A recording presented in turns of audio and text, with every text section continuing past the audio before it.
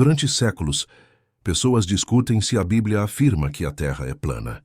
Mas talvez essa seja a pergunta errada desde o começo. Os textos antigos não foram escritos para explicar o planeta. Eles foram escritos para explicar o ser humano. E isso não acontece só na Bíblia. Isso acontece em todas as culturas antigas. Os povos da antiguidade sempre usaram o mundo externo para falar do mundo interno. O macro para explicar o micro. A natureza para explicar o ser humano. O céu para explicar o pensamento. A terra para explicar o corpo. O mar para explicar o caos emocional. A luz para explicar a clareza. A escuridão para explicar o medo e a ignorância. Essa é a linguagem dos mitos, das religiões e da arte. Na mitologia grega, os deuses não eram apenas personagens do céu. Eles representavam forças humanas. O desejo, a guerra, o amor, o ciúme e a razão.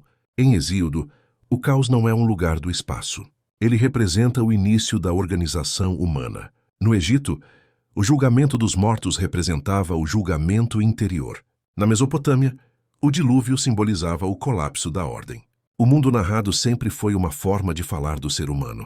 Nós continuamos fazendo exatamente a mesma coisa hoje. Chapeuzinho Vermelho não fala apenas de um lobo. Mostra o medo, a ingenuidade e o amadurecimento. Alice no País das Maravilhas não fala apenas de um mundo mágico. Ela mostra uma pessoa que já não sabe quem é. Star Wars não fala de planetas distantes. Mostra o conflito entre luz e sombra dentro do ser humano. 1984 não fala apenas de política. Mostra uma mente dominada por sistemas. Revolução dos Bichos não fala apenas de animais. Mostra como o poder transforma o comportamento.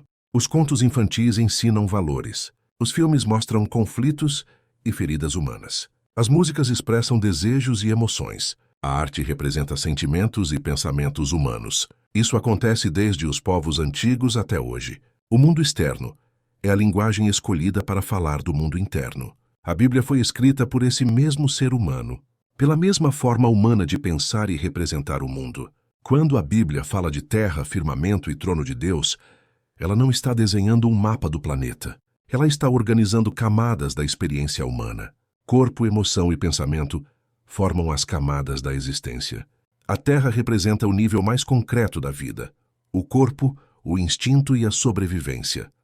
O mar representa o mundo emocional, instável e imprevisível. O céu representa o pensamento e a consciência. O trono representa o centro organizador do ser humano. Isso não é astronomia. É uma forma de entender a experiência humana. O chamado domo não faz sentido como uma cúpula física sobre o planeta, mas faz sentido como a caixa craniana. Ela separa o mundo externo do mundo interno. Protege o cérebro. Define o espaço onde os pensamentos acontecem. Tudo o que vemos passa por ela. Tudo o que sentimos passa por ela. Tudo o que pensamos acontece dentro dela. O céu simbólico sempre esteve dentro da cabeça humana. Quando os antigos falavam de águas acima e águas abaixo, falavam da separação entre o mundo interno e o mundo externo, entre o caos emocional e a organização dos pensamentos. O erro moderno foi confundir símbolo com geografia, transformar poesia em engenharia, mito em astronomia. Isso gera conflitos desnecessários entre Bíblia e ciência. A ciência pergunta: como funciona o universo? A Bíblia pergunta: como funciona o ser humano? São perguntas diferentes, em níveis diferentes de compreensão. A Bíblia não erra sobre o universo.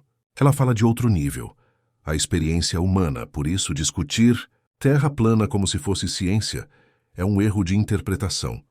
Esse debate nasce quando se tenta ler símbolos internos como mapas externos. A pergunta nunca foi: a Terra é plana? A pergunta sempre foi: como funciona a mente humana? O mundo externo foi a linguagem escolhida para falar do mundo interno. O céu representa o pensamento humano. A terra representa o corpo e a sobrevivência. O mar representa o caos emocional. O domo representa o espaço da mente. O trono representa o centro organizador do ser. A Bíblia não é um livro de astronomia. Ela é um mapa simbólico da experiência humana. Quando entendemos isso, o conflito entre fé e ciência diminui. A Bíblia não compete com telescópios. Ela conversa com a vida humana. Ela não explica galáxias. Ela explica medo, desejo, poder, culpa e transformação. Se você quer entender os textos bíblicos como um mapa da consciência humana, conheça o site trilogiadaconsciencia.com.br. O link está fixado nos comentários. A pergunta nunca foi se a Terra é plana. A pergunta sempre foi: como nos organizamos por dentro? E talvez essa seja a pergunta mais importante de todas.